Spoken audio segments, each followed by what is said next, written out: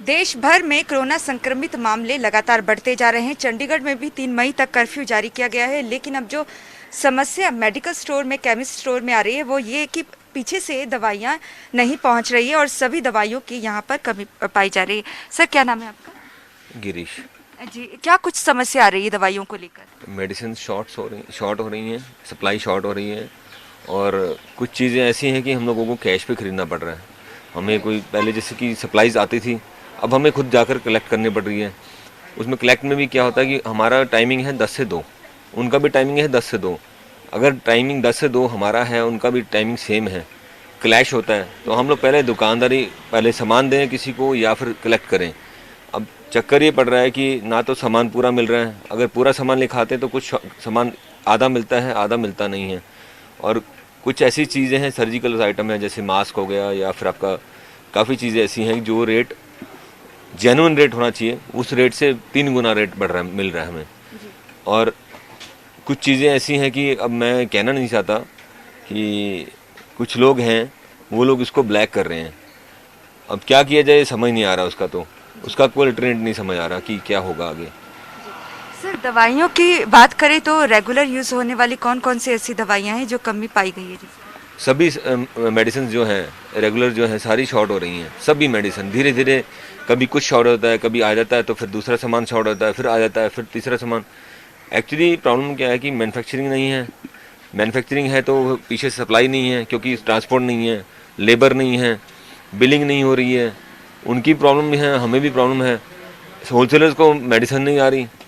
सबके जो हैं खाने आप देखोगे, अगर हमारे तो खैर चलो हम लोगों ने भर लिए हैं, मैंने होलसेलर को यहाँ जाकर देखा है तो खाने जो थे सारे बिल्कुल खाली पड़े हैं। एसेंशियल आइटम सारी शॉर्ट होती जा रही हैं।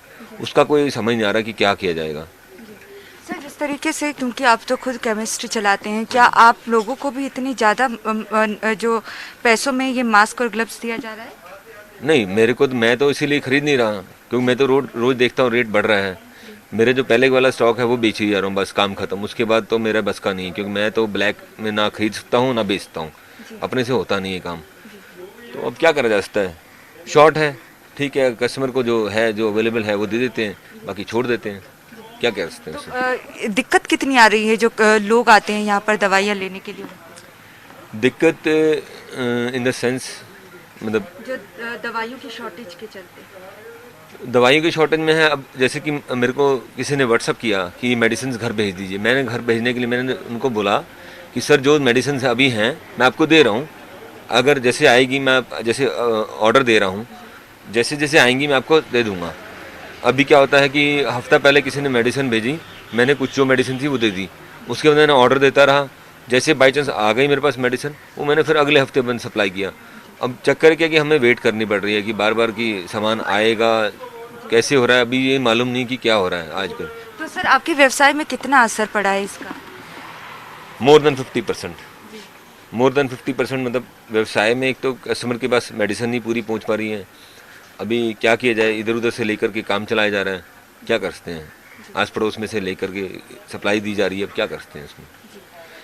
तो आप सुन सकते हैं कि जो ये केमिस्ट जो शॉप यहाँ पर चलाते हैं, यहाँ पर भी दवाइयों की जो रेगुलर यूज़ होती है काफ़ी ज़्यादा कमी आ रही है। और साथ ही इनका कहना है कि जो कोरोना महामारी के चलते जो कर्फ्यू लगाया गया है उसका 50% इनके व्यवसाय पर असर पड़ा है।